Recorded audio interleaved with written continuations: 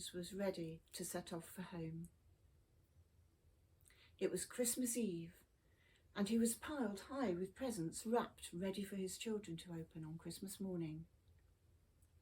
He would be glad to get to the station out of this cold snow that was falling very heavily and settling very deeply.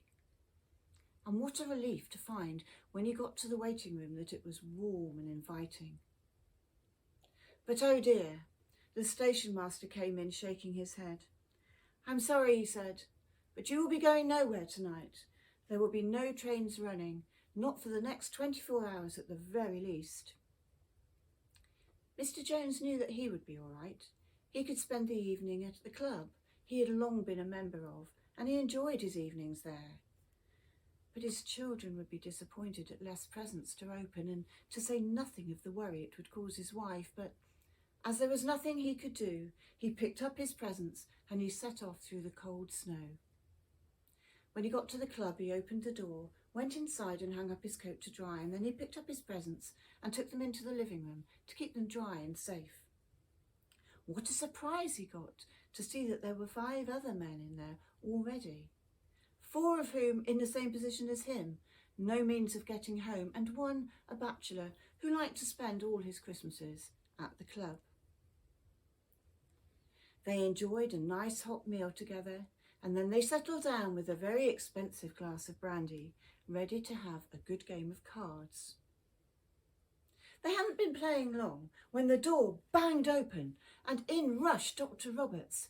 He was holding a bundle in his hands, holding it very carefully, and they were quite keen to see what it was he was going to be unwrapping as he went straight to the fire. Imagine their astonishment when they realised that it was a little boy.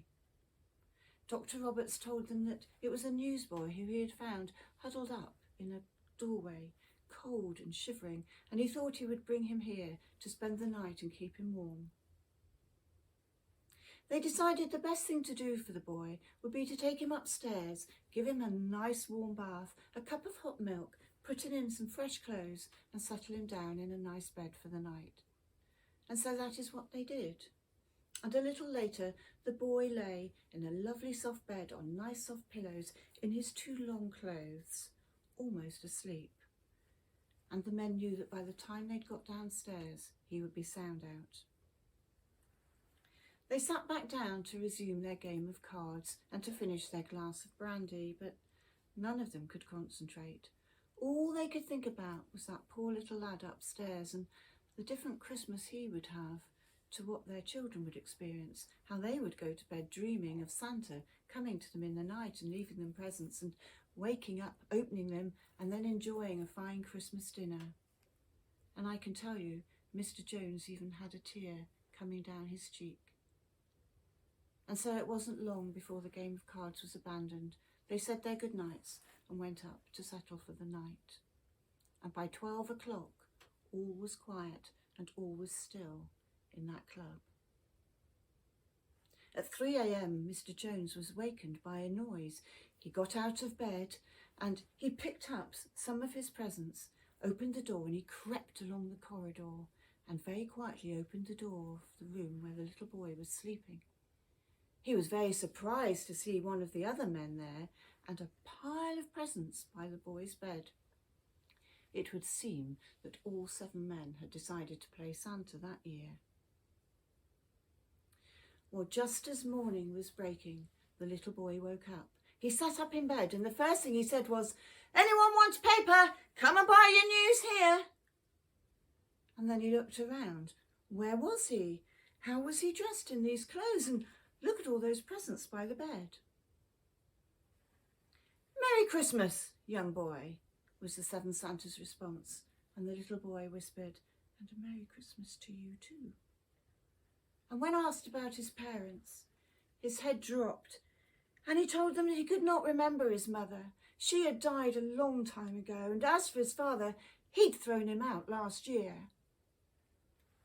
And when asked where he lived, he told them, "Any doorway I can find to give me shelter." Well, Mr. Jones looked at the boy and he said, "While you were sleeping last night, Santa Claus came over the club and he saw you sound asleep and he has left you some presents." "Wow!" was all the little boy could come out with. He couldn't remember ever having a Christmas with presents waiting for him in the morning. And there soon followed a trip to magical Toyland with all the 7 Santas helping the boy unwrap those presents. They did puzzles, they built towers, they blew toy trumpets. They had a wonderful time remembering their childhood and enjoying it with the boy. It was late afternoon when word came to that club that the trains were running again and the men could finally go home. But what were they going to do with the boy? By this time he was tired again and was snuggled up in front of the fire, almost asleep.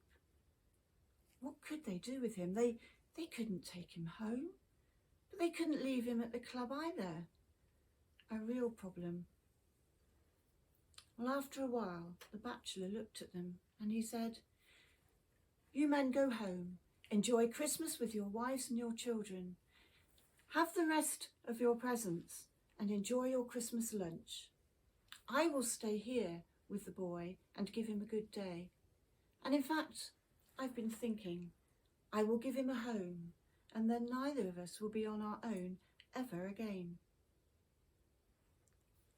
And so the 6 Santas set off for their home.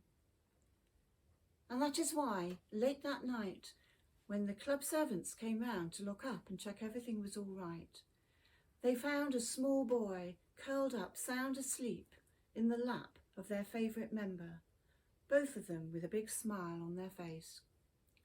2 lonely hearts who had found joy and solace in the house of the 7 Santas.